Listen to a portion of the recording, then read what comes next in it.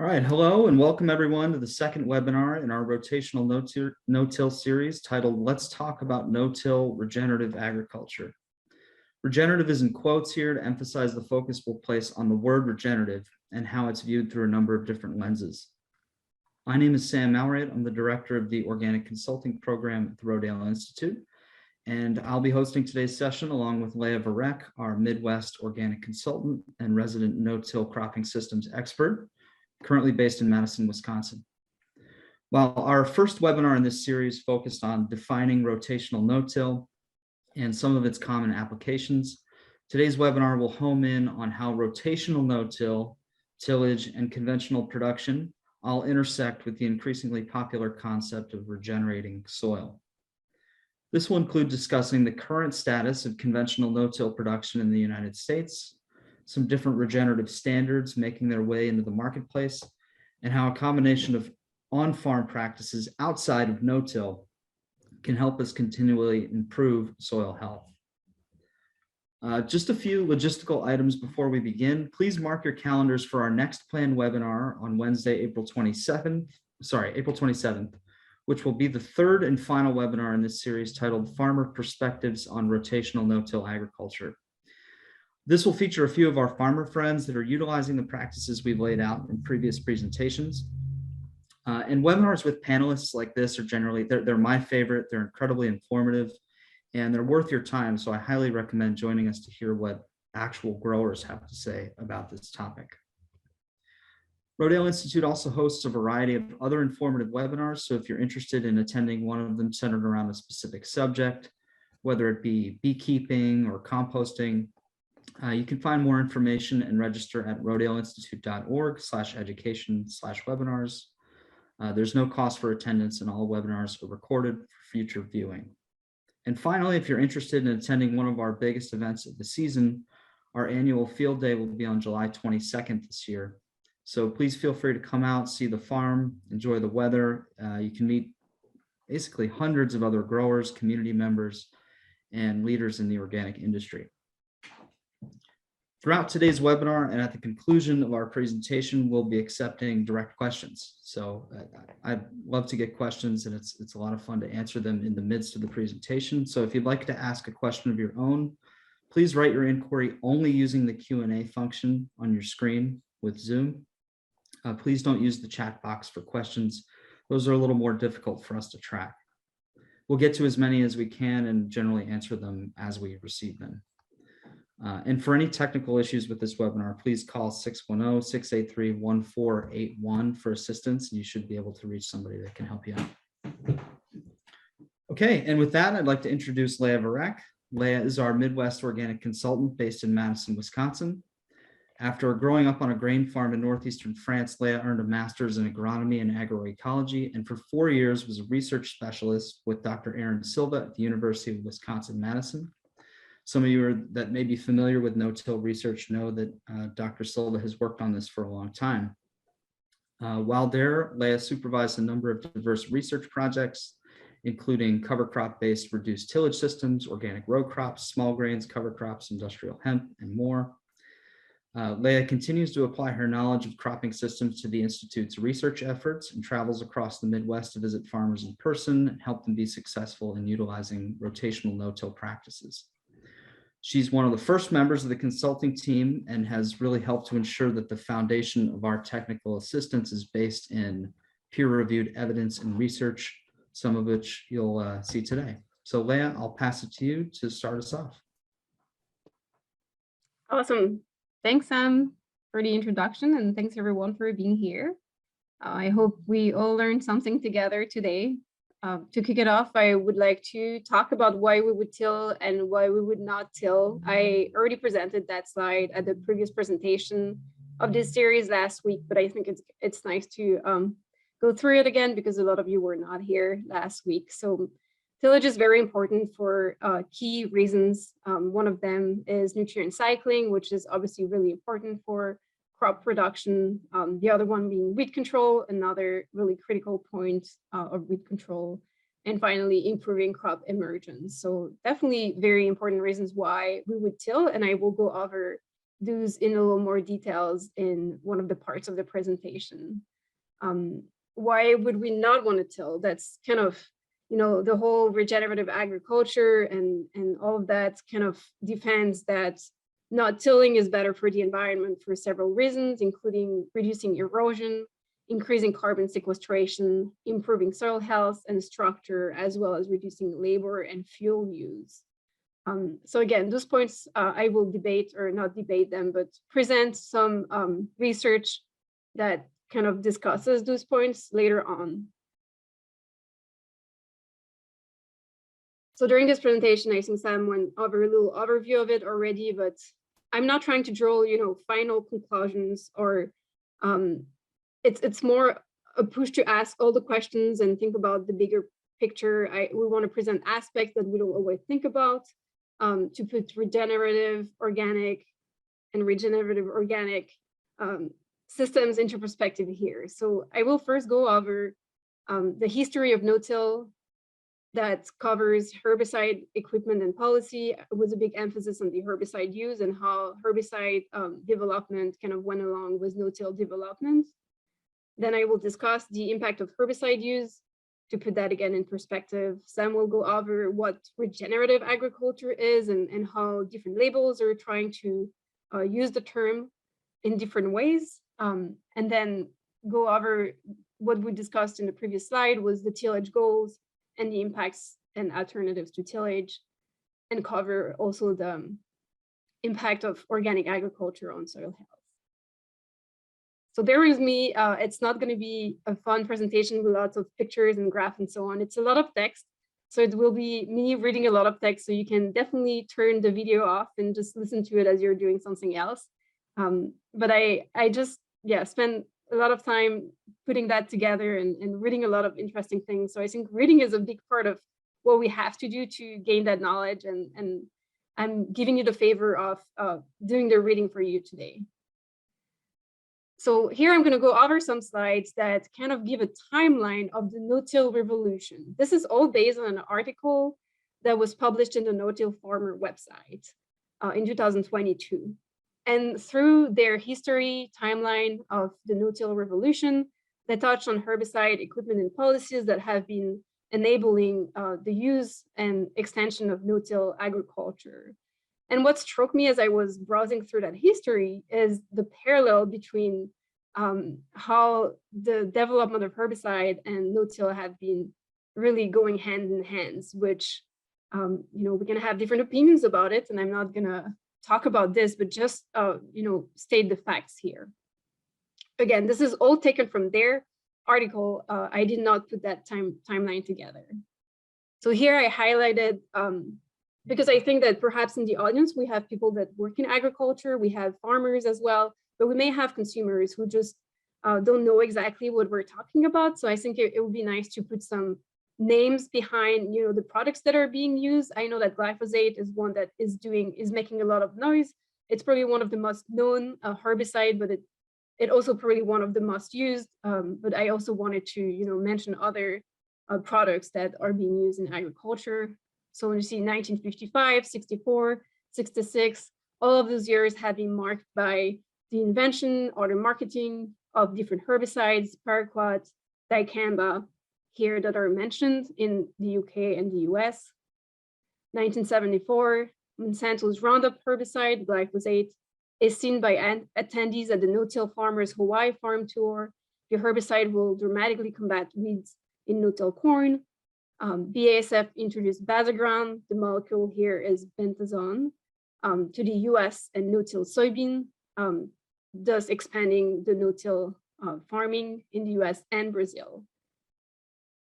And it goes on with several other years. 1980, mainly selective and non-selective herbicides. So for people that are not familiar with that, selective and non-selective means that they either target one particular type of weeds or they just kill everything they touch.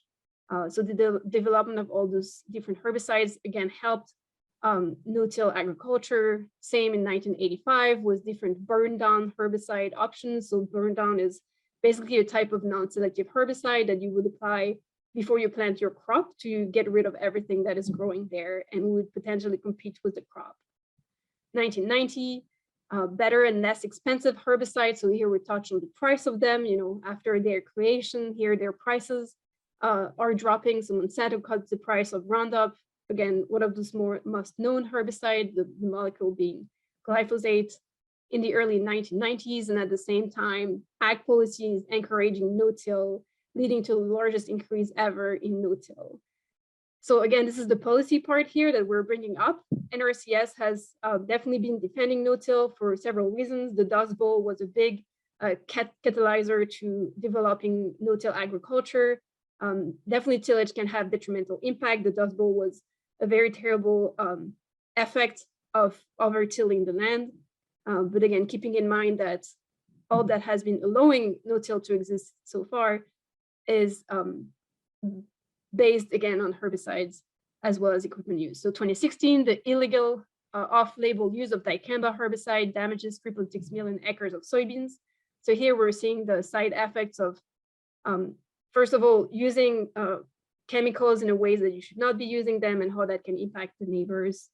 2020, the Association of American Pesticide Control officials asked the EPA, Environmental Protection Agency, to ban the post-emergent use of 4 dicamba herbicide. There has been a lot of talking about dicamba lately because of damages to several different crops, soybeans being one of them, but also vegetable crops. There has been a lot of vegetable farms that have been harmed by the drift of dicamba. It drifts pretty easily and will damage crops in surrounding areas.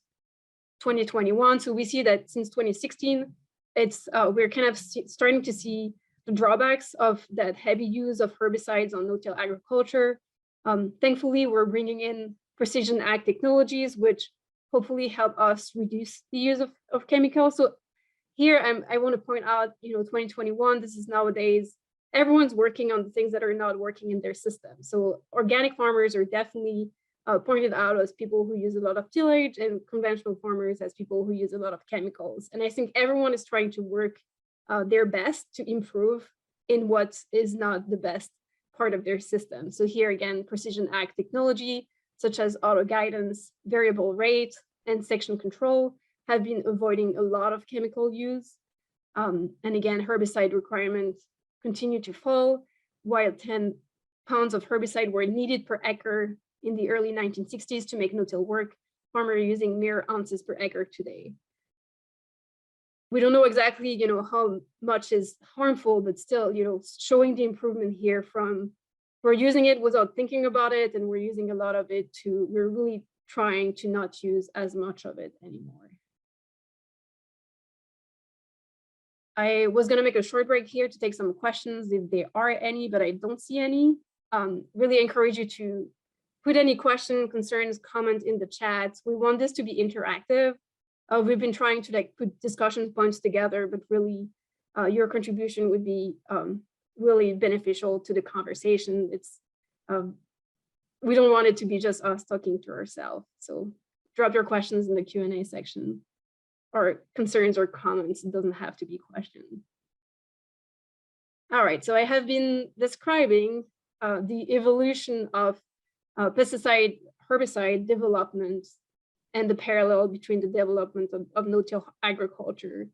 So why am I talking about that? What is the impact of herbicide use? It has impact on human health, perhaps, handlers, secondhand exposure. By that, I mean spouses of handlers, kids of handlers, impacts on soil biology, on soil health, and also on weed resistance. I'm not going to touch on the weed resistance, but I think that has been pretty well documented, and a lot of growers are actually having a lot of issues with that in the Midwest. I see a question in the chat. Yeah, there's a question in the chat about alternatives to handling weeds in a home garden. Yeah, it's worth discussing here, because some of those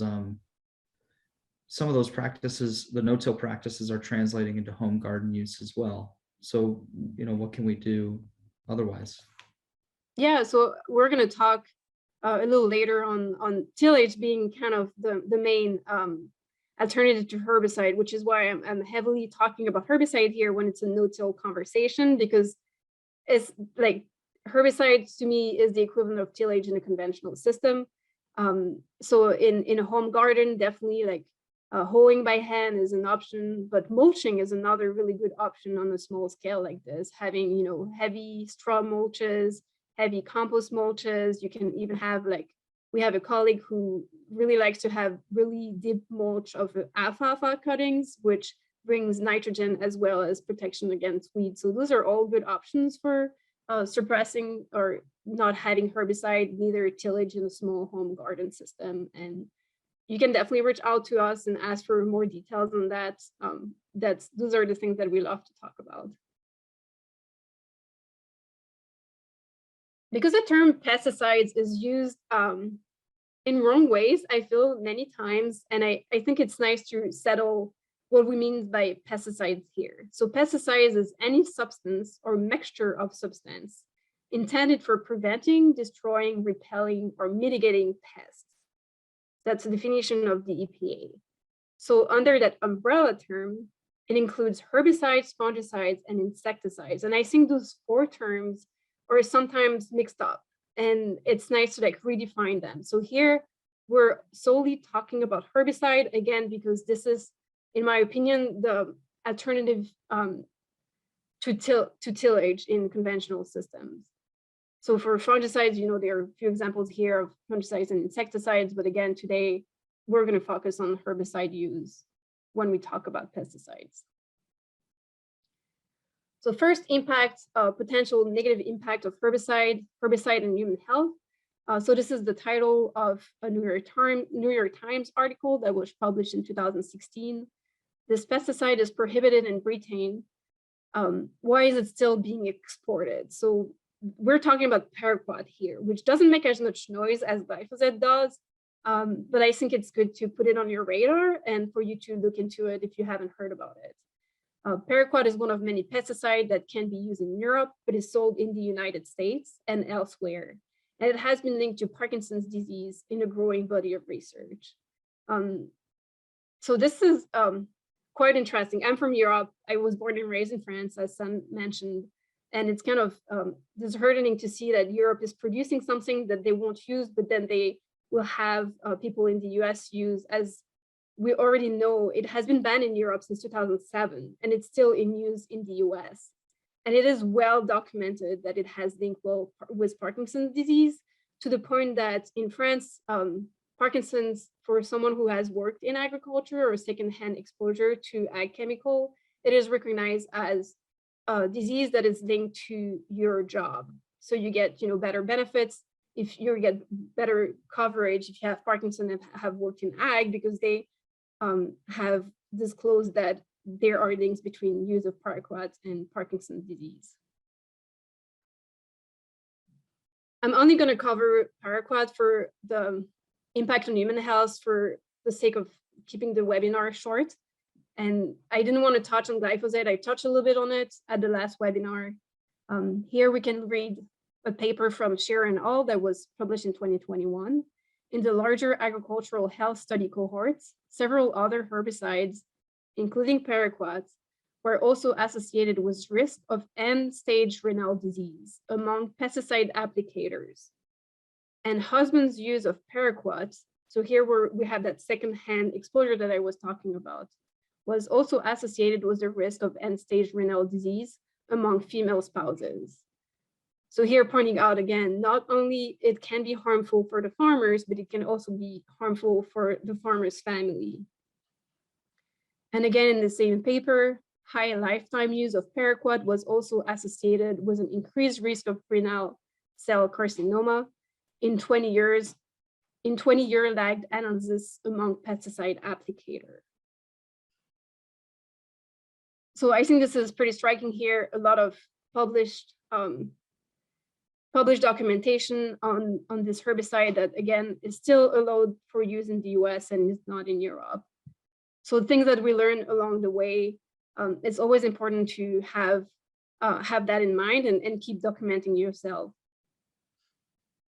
One last that I wanted to bring up on pesticides and soil health, because it's something that we may forget or tend to forget sometimes.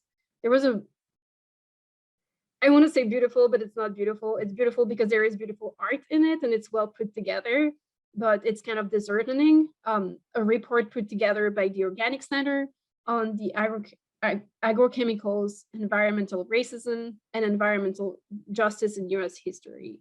I think there are good points on it that we're getting to a better place.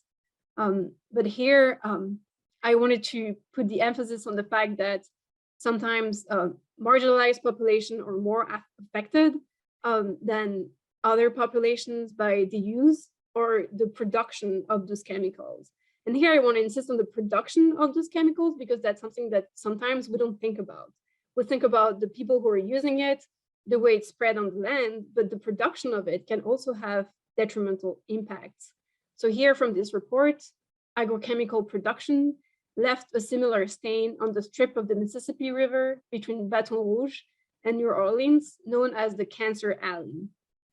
Due to pollution from nearly 30 chemical manufacturers, cancer rate for the historically Black communities in this industrial corridor are 50 times higher than the national average. So again, just taking a step back, thinking about the big picture and looking at not only the use of it, but the production of it. Switching from human health to not to soil health. I mean, soil biology is soil health. I touched on that study in the previous presentation, but I think it's really good, so I wanted to bring it up here again. I'm going to use my laser pointer. It's kind of a thick graph here that we have. I'm going to read, so this is from a publication from 2021 by Gunstone and al.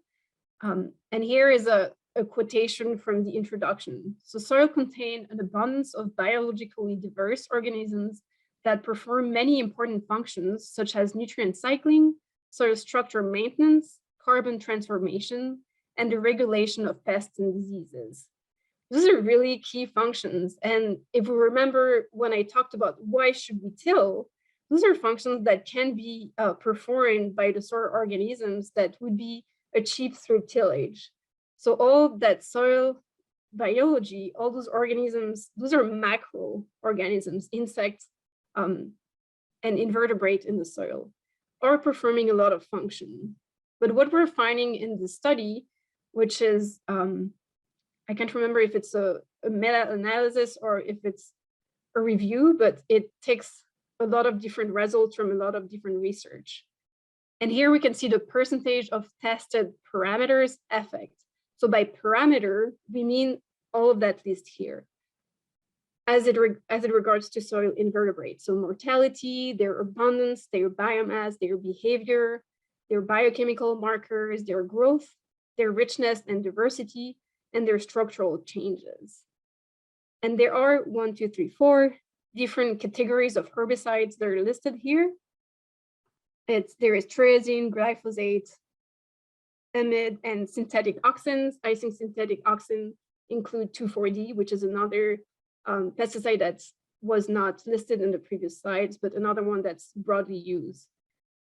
So we can see what is crossed here is a negative effect.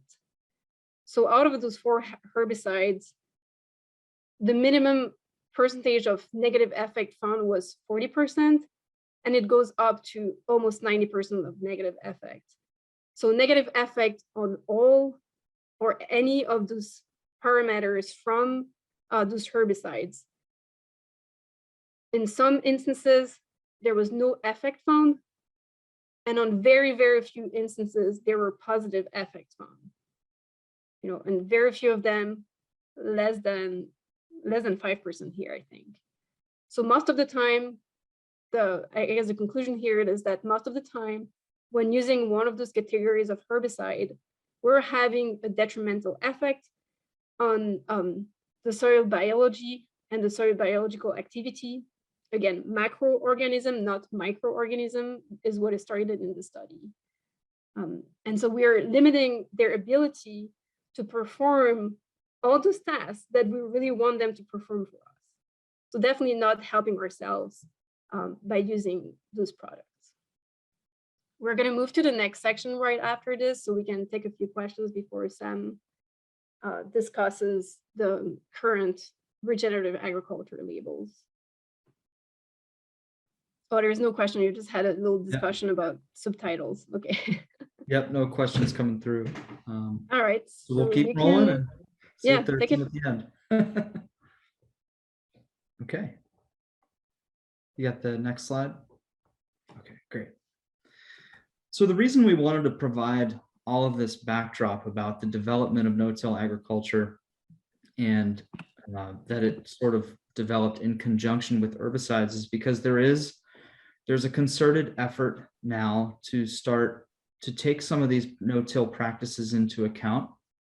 And I would guess a good way to say it would be translate those practices in a way to the public, to the consuming public, so that farmers can either receive a premium or recognition or some sort of branding for the good practices that they're implementing on their farms. We're not here to bash anybody else's label. I don't think that's productive, and I don't think it's really taking into account the whole spectrum of agricultural production that we come into contact with as consultants across the US. But there are things that are important to us at the Rodale Institute that I think are worth noting. And I think making that clear may help to guide, hopefully might guide people's opinions on the use of the term regenerative. And by that, I mean, it's important to recognize that the current state of conventional no-till production requires herbicides. And that, we believe, is something that's a problem, and for all the reasons Leah recommended. I have not heard one, not two, but three separate extension services. I have heard three separate extension services recommend both paraquat and atrazine as pre-plant burn downs for corn and soybeans this year. We talk a lot, like Leah said, we talk a lot about Roundup. Roundup gets a lot of attention for the negative impacts it might have on the population and applicators, but paraquat and atrazine are specifically very bad for human health and for soil health. If you've never gotten a chance to do a quick Google search on paraquat and atrazine, you can read about some of the effects that they have both on human and soil health and plant health. So I think it's important to recognize that we're not out to bash anything that we don't think that's productive, but it is important to ask the questions and to say, is this particular standard something that fosters healthy soil and that at least begins to reduce some of the pesticide, specifically the herbicide use on some of these farms that would like to call themselves regenerative. Okay, so I understand it's sort of becoming a cliche to say these days that regenerative is losing its meaning as quickly as it's becoming popular. So I know that is how people feel.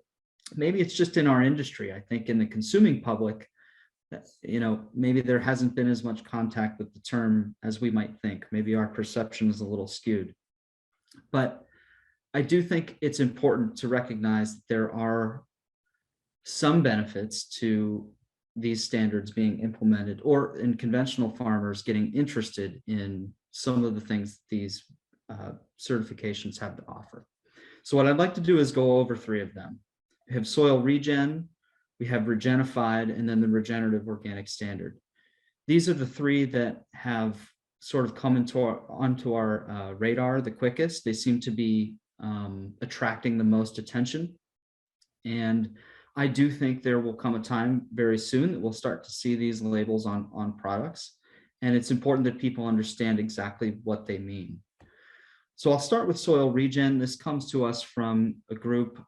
You can check out their website, but they have trademarked the terms regeneratively grown and regenerative verified, which is important to recognize because there are a lot of regenerative trademarks out there now.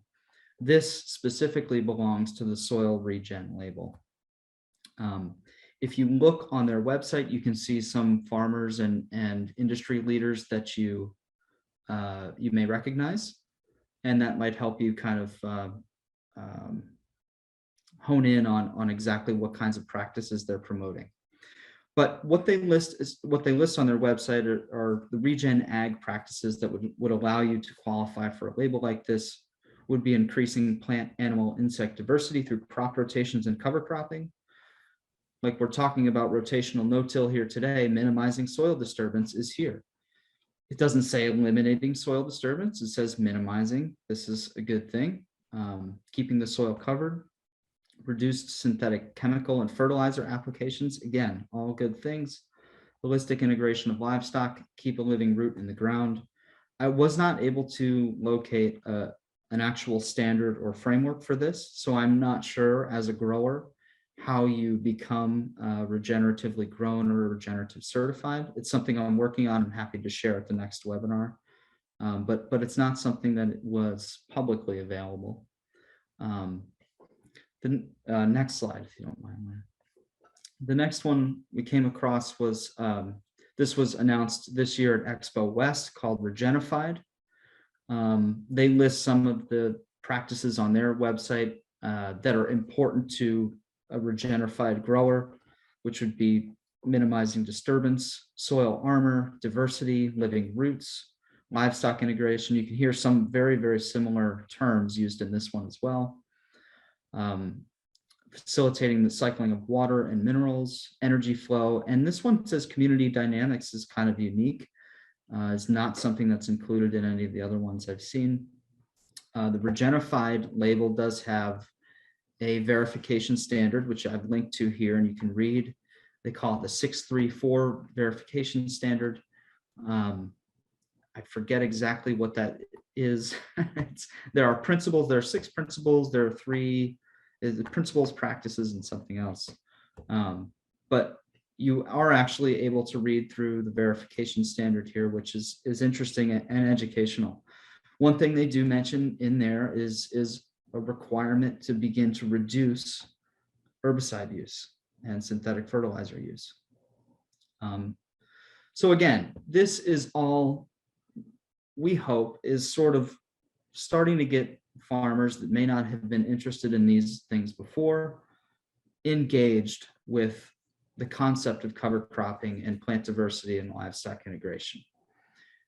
It's easy to be cynical about these kinds of things because we know as organic farmers that they rely on herbicide use to terminate cover crops and things like that. But it's, you can imagine a different world where the commercial production agriculture started to rebrand chemical agriculture and start to go the opposite direction with this and say that, you know, chemicals are a good thing in every scenario. And here's what we do. And this is why these chemicals are important to food production.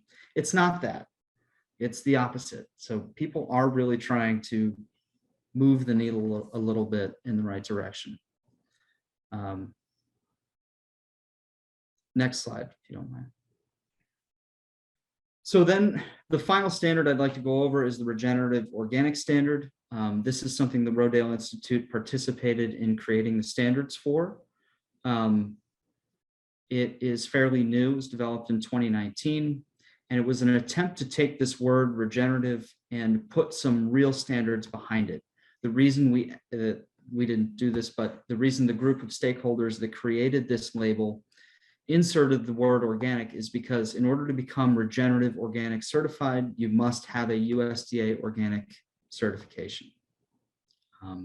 This is always something that has been important to the Rodale Institute, and we will continue to push for farmers to get certified under the USDA organic label. But as we see it takes some time sometimes for the USDA standard to improve.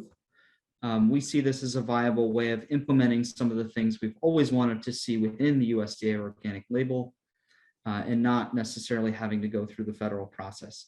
That's not to say that we aren't still heavily invested in promoting the practices to become USDA certified organic, just to say that this is an alternative and it's a way to take the term regenerative and link it to organic production, which is something that the other certifications don't do, which is, a difference, but it's not something that necessarily is for everyone.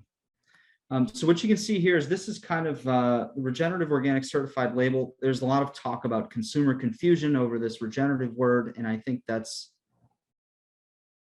oh, I'll try to speak a little louder. I got a comment there. I'm maybe a little difficult to hear, but this is, there's a lot of talk about consumer confusion over all these labels, and I think that's a valid point. One thing to recognize about this particular label is that it takes a lot of other certifications and incorporates it within its own standard. So rather than serve as another label that people can put on their list, it's actually an aggregation of a lot of other labels, including Certified Humane, Global Animal Partnership, and Fair for Life, as well as USDA Organic. So this actually consolidates quite a number of other certifications and puts them into, I guess, a good analogy would be an Eagle Scout badge if you were in Boy Scouts. So you can, all these other merit badges under soil health, USDA Organic, and animal welfare approved, they're all, the summation of them is within this ROC label. Next slide.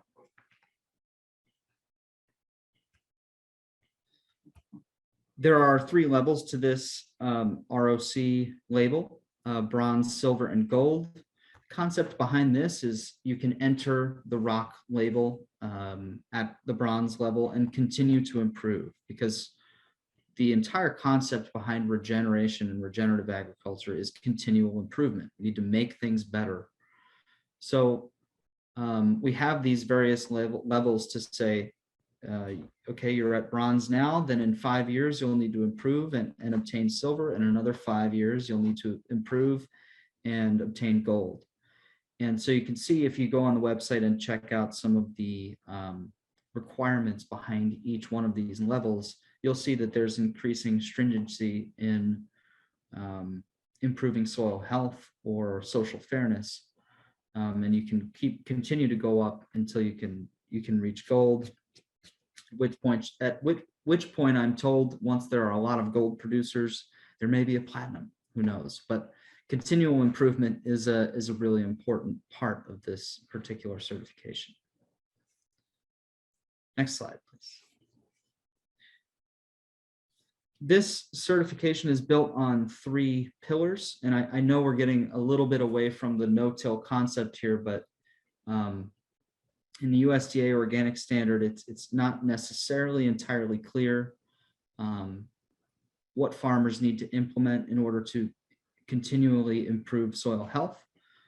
So this outlines it pretty clearly, and you can see here conservation tillage is an important component of this.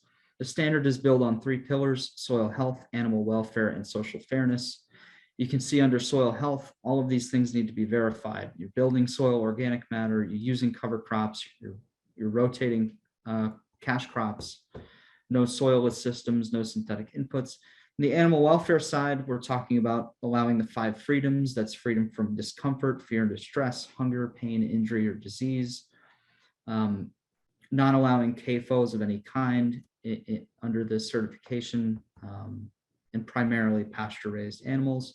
Under the social fairness standard, which is something a lot of other certifications do not address, and it's something we think is important. We're talking about an operation that's regenerative. We're talking about soil health, but we're also talking about people. And so the social fairness component has been really unique and important to this certification. This includes fair payments for farmers, good working conditions, living wages, the ability to do capacity building, freedom of association, no forced labor, and transparency and accountability. All of these encompass, they are the primary pillars within the regenerative organic framework. Next slide.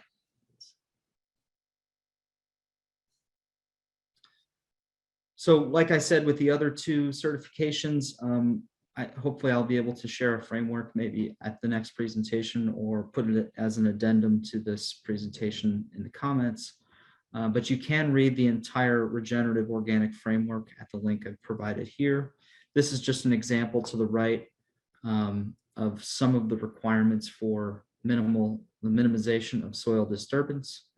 All tillage events should be documented with an action plan to reduce intensity of tillage over time. I will say that when I first saw this standard come out, I was pretty skeptical. As a previous organic farmer, I was very passionate about the organic standard and thought it exemplified a lot of what agriculture should be. So seeing another label, I thought, well, this is maybe going to just confuse people more, but I have seen this standard implemented on a number of farms. And it really is a good thing. It makes some key improvements on the organic standard that otherwise would be very difficult to implement. This tillage action plan is actually a really good one. It doesn't just say that you need to reduce tillage and leave it at that. It says that you need to have a plan to reduce the intensity of tillage over time. And that's something that Leah has been working on very hard along with other members of our team to help farmers do this, because there are certain practices we can use to reduce the intensity of tillage and potentially have some no-till years in the rotation as well. So having seen this implemented on farms, it has been really encouraging. And this is something I think people should continue to look into. Next slide.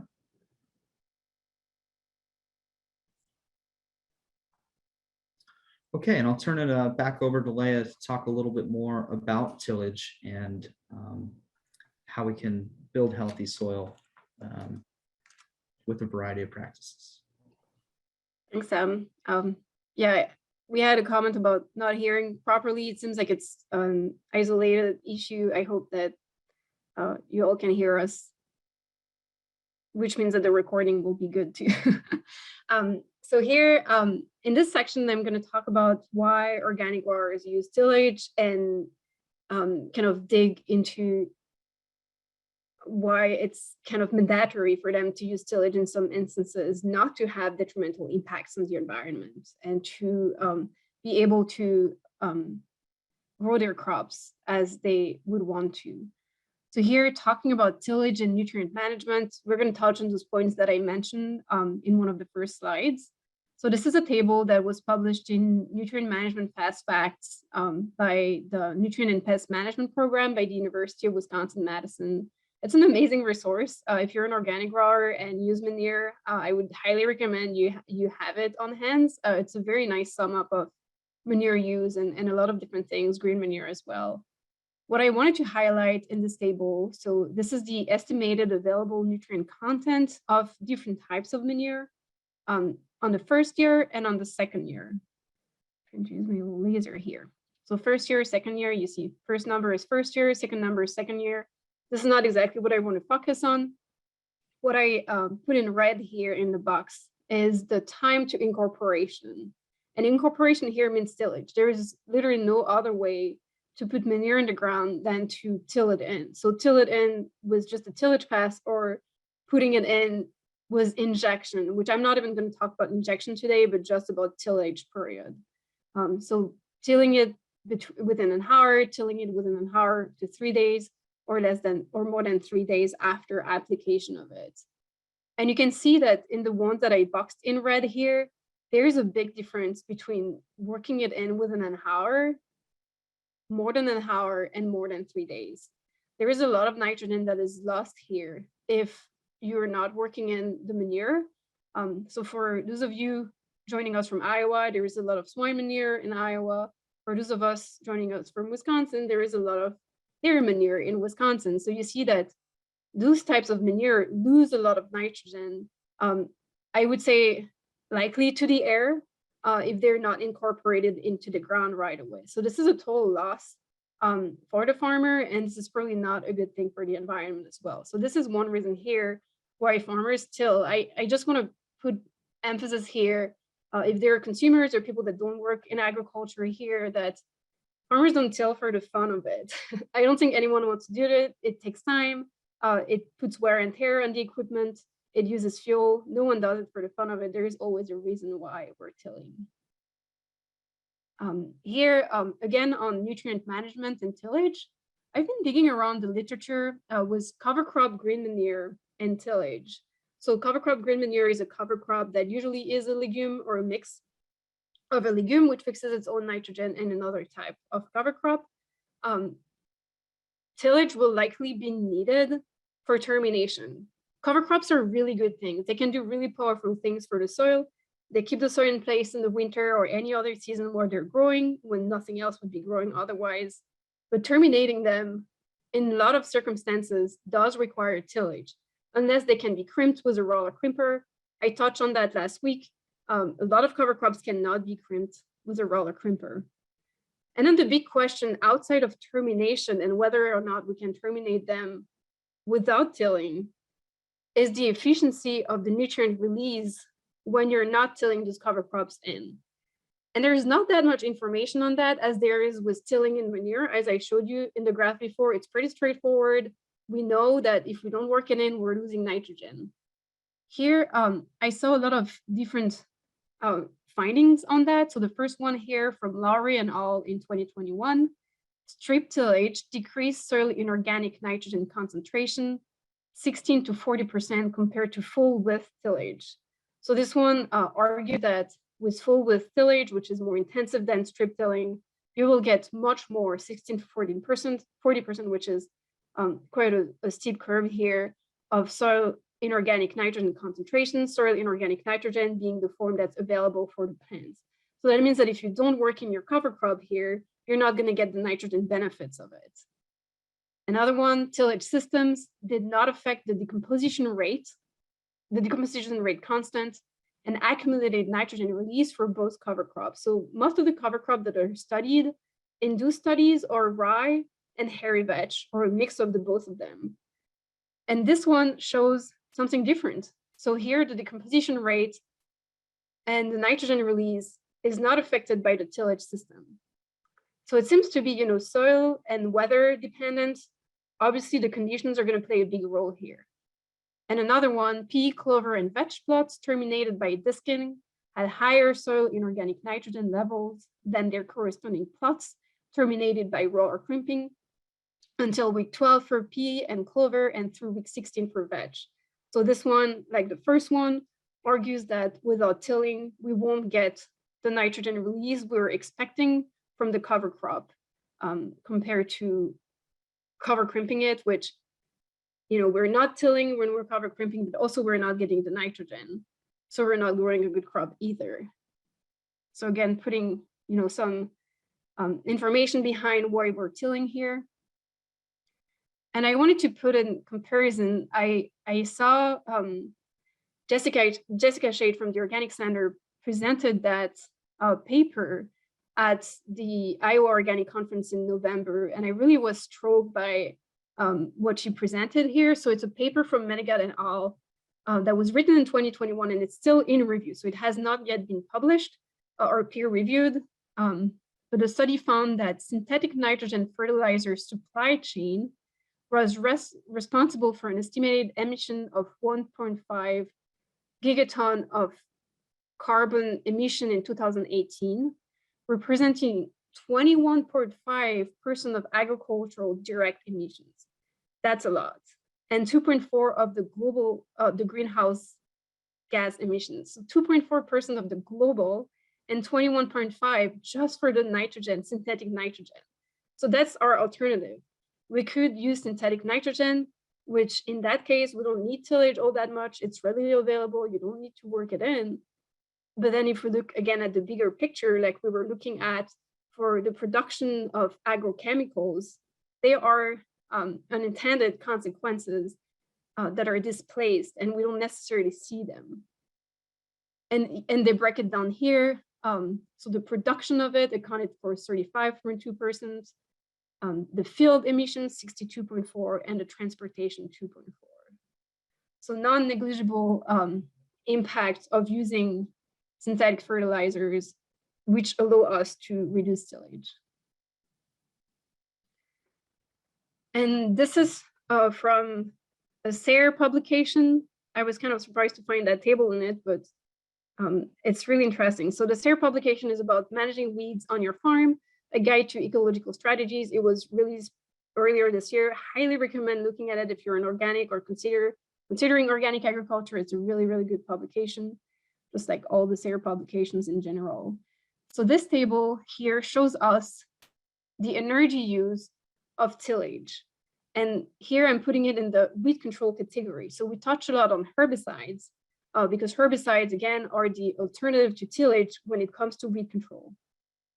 And here we see there, again, energy requirement for tillage and weed management, given an equivalent of gallon per acre of diesel fuel used. And we see that the range goes from 0.27 to 7.93 for the flame weeder, which is the most demanding pass. And the moldboard flow here is at 1.3. So again, the range, rotary hoe, sprayer, inner row cultivator, all of that is around 0.3.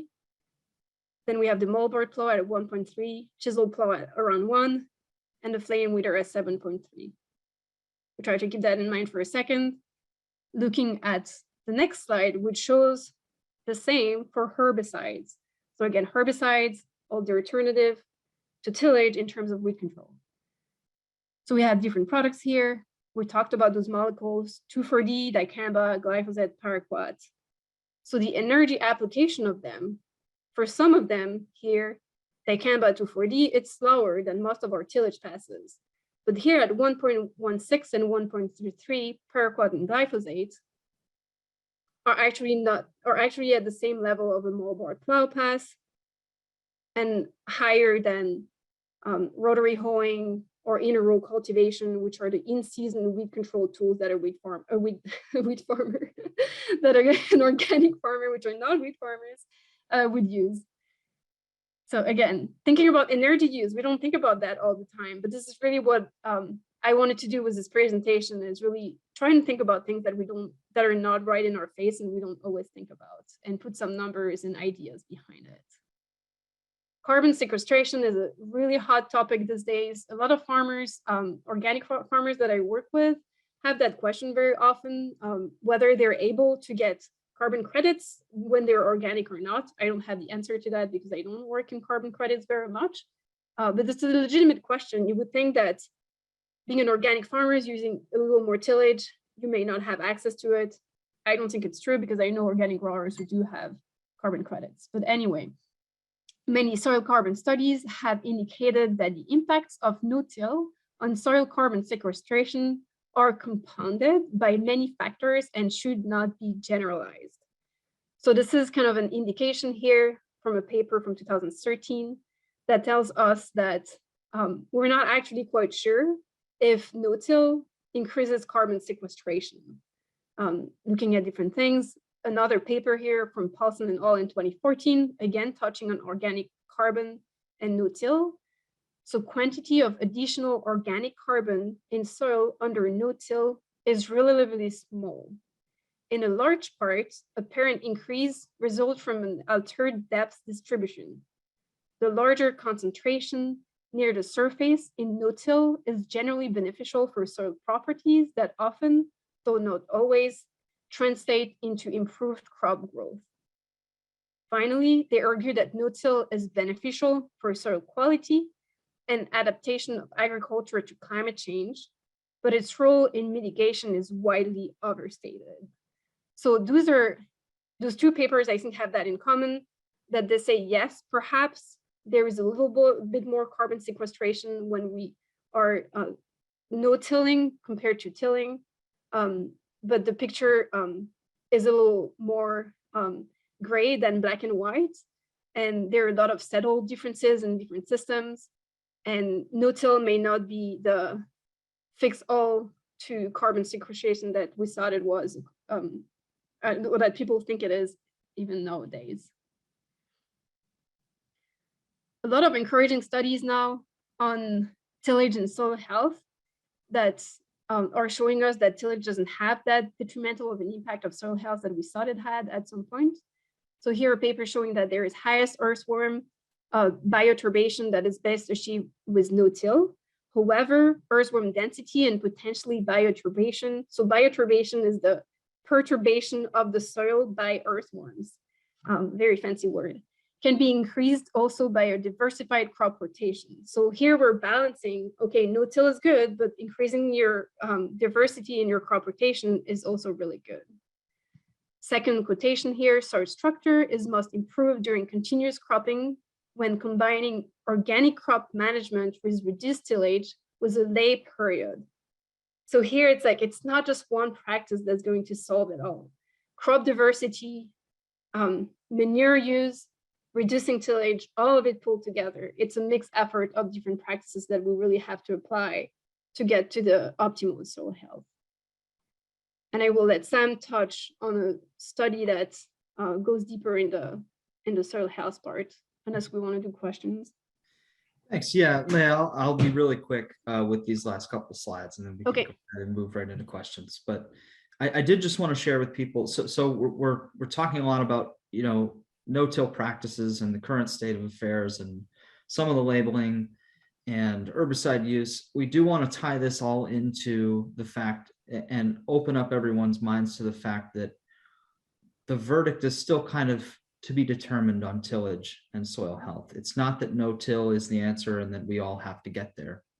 It's that there's a lot more gray area than we expected with tillage. And we think that tillage used responsibly can build healthy soil. So one of my favorite studies that helps support this argument is PASS's Sustainable Ag Soil Health Benchmark Study. I'd recommend everybody check it out. They have a really, really nice comprehensive report that lays out exactly what they did. But essentially, we're talking about soil samples and field management records collected from over 100 farms in the Mid-Atlantic region of the United States. All of those samples were run through Cash Cornell Soil Health testing protocol, and they benchmarked key indicators of soil health. One of the most interesting things they found, and I'll read this directly from their report, is that our data indicate it's possible to achieve optimal soil health while still conservatively tilling and cultivating to control weeds and terminate cover crops. These findings point to exciting possibilities, and I agree this is very exciting, for blending the best practices from both no-till and organic systems to help farmers and other stakeholders make more informed decisions about how to best preserve soil health while also protecting human and ecosystem health. Just the next, so that's actually really exciting because it says that there are more options that may be available to us than just eliminating tillage altogether.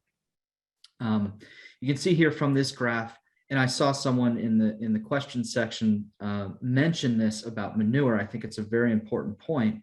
Perennial pasture systems still foster the healthiest soils in the world. That's what this study has found. That's what multiple other studies have found. I read recently in another study that some perennial pasture systems even have the ability to sequester more carbon than some deciduous forests, not something you would expect. But so this study found that that is definitely the case. You can see aggregate stability rating, another indicator of overall soil health, is very high in perennial pasture systems. And it varies a bit between no-till and tillage, and you can see the number here above these are the number of samples they took for each of these farms. Now, the samples are a little different between the row crop, no-till, and tillage, but you can see they're actually fairly similar in their aggregate stability ratings, which is interesting. With the number of samples taken from the tillage plots in 2018 being very similar to some of the no-till plots, that's an interesting finding. Next slide. I'll move real quick. This is the last thing I wanted to share from this study, which is really, really interesting. And they lay this out in the study. What they expected to find from these, from the farms that they sampled, was a direct negative relationship between tillage intensity and organic matter rating. So what they did here was they modeled out what they would have expected to see from the samples that they took. The size of the circle, and this will pop up on the next graph that comes up, the size of the circle denotes the tons of organic matter applied per acre per year. So if it's a larger circle, there's a lot of organic matter, probably compost or manure with litter applied every year. And then if it's a smaller circle, there's not as much applied. So what they expected to see was, as your tillage intensity index increases, you're doing more intense tillage, your organic matter rating will precipitously fall. Those farms that do apply a lot of organic matter, they would have expected to see them up near the optimal rating, right? Because they're always applying organic matter. So if you hit the next graph there, this is what they actually observed. And this is kind of what was laid out in that paragraph that I mentioned, is that they did not find a direct correlation between tillage intensity and organic matter rating. You can see it's actually all over the place. They've drawn a line here in an effort to kind of make some form of a relationship, but it really was all over the place. And I think we can account for that based on what Leah was saying. There are other practices at play here that don't necessarily involve tillage in fostering healthy soil. So I think this is really, really cool. I would suggest everybody check it out. I don't want to spend too much more time on it, but we can probably move. Yeah, again, I will say this, and I always like to say, this is not an endorsement to till more. Don't want everybody leaving the webinar and saying, yeah, well, Rodale said now tillage is healthy and you can till more. We're trying to eliminate the extremes of this discussion, which is to say that conventional no-till is the only option, or organic no-till is the only option, or you till 5 times before every crop. That is not what we're saying. We're saying this is a plea to build a profitable system with the tools you have so you can continue to work towards tilling less. An important point I just wanted to cover. And yeah, that's it. Yeah, that's it. That's just kind of a concluding sentence.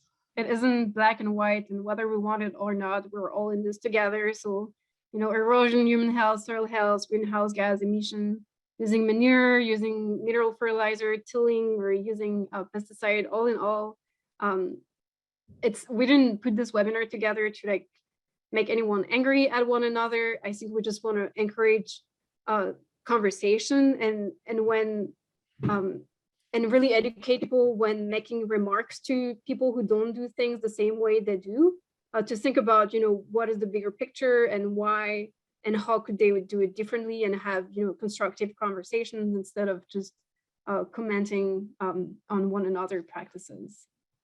So we had a few questions here. The rock gold level, what does tillage only at time of planting imply? I don't know, Sam, if you have an answer to that. Yeah, I can answer that. The graph that the little picture that I showed there of the standard, on the far right side, it said under gold, tillage only at planting. But if you actually go into the standard, you can see that there are some, I think on the right, what they've tried to do is summarize what the gold level practices should be. But if you read a little further into the standard, you can see that there are exceptions to this rule. So tillage only at the time of planting is the ideal to work towards. It's not really what is accepted under rock gold level. So you can see here, it goes a little into a little bit more detail and says soil disturbance shall only occur when necessary to accomplish one or more of these objectives. Incorporate crop residues and or green manures, feed soil microorganisms, control weeds. So we actually have that is the framework. That is the important part of this. We actually have a lot of leeway. That gold little phrase over there is something to aspire to. You can see right above that, it says minimum of 7 crops in each rotation.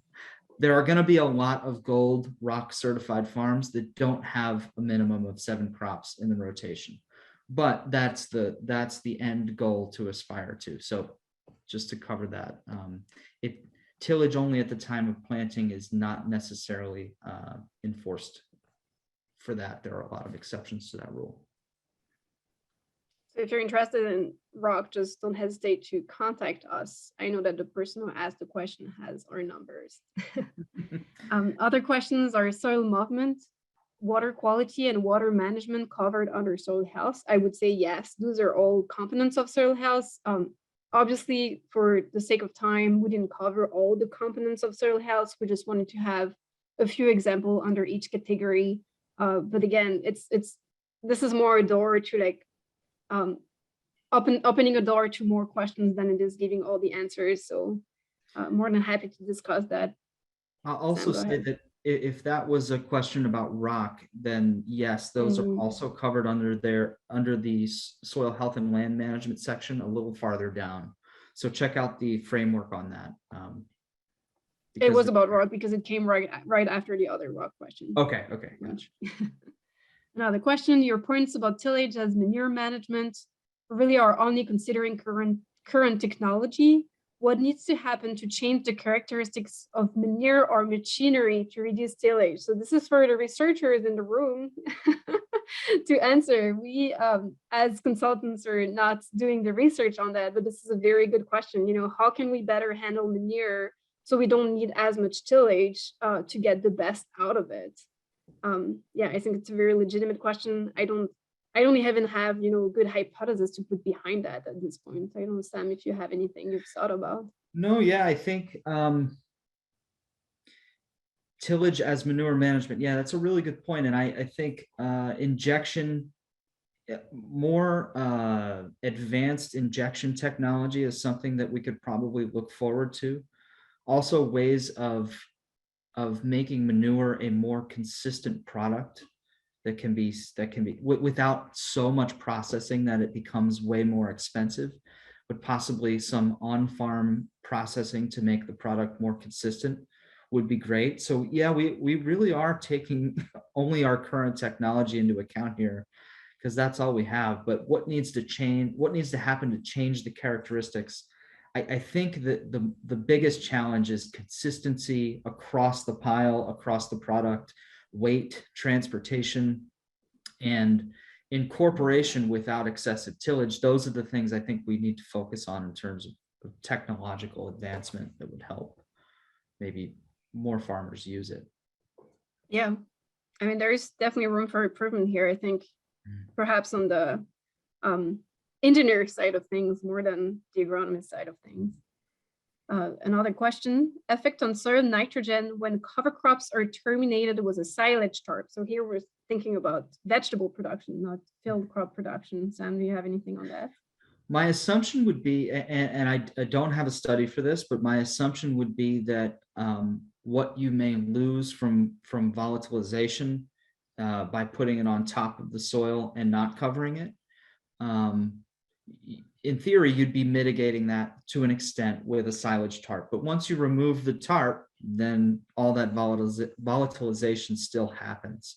So I think we're looking at the thing to focus on here is the silage tarp as an alternative method of termination.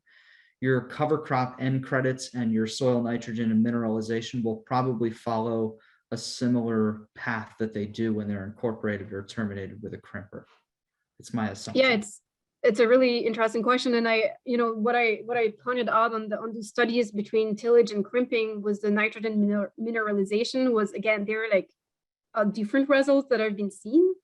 So depending on the weather and the soil condition as far as temperature, so it seemed like temperature and moisture are really important for nitrogen mineralization and availability of nitrogen. So I would assume that underneath that tarp, it's warmer and more moist than it is when you just crimp it and it just dries out on top of the ground. So I would think actually, but this is just like us like throwing what we think about on top of the on top of the pile here. I would think you may get better than just crimping. But yeah, again, there are different results from different studies, so who knows?